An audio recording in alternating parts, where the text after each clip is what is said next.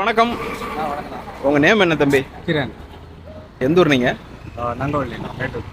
சரி right. Bullet என்ன model? 87.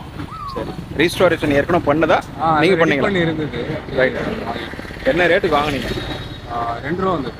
2 ரூபா. சரி, வண்டி நல்லா இருக்கு. சரி, ஓல்டு புல்லட் மேலே அவ்வளோ மோகம்? ஆமாம், நான் விண்டேஜ் தான். இப்போ ஒரு வண்டி எதுவும் இம்ப்ரெஸ் ஆகலை. சரி, நல்லா விண்டேஜ் ரெடி பண்ணலாம். சரி, ஆல் தி பெஸ்ட். வண்டி எப்படி ஸ்டார்ட் பண்ணுறீங்களா?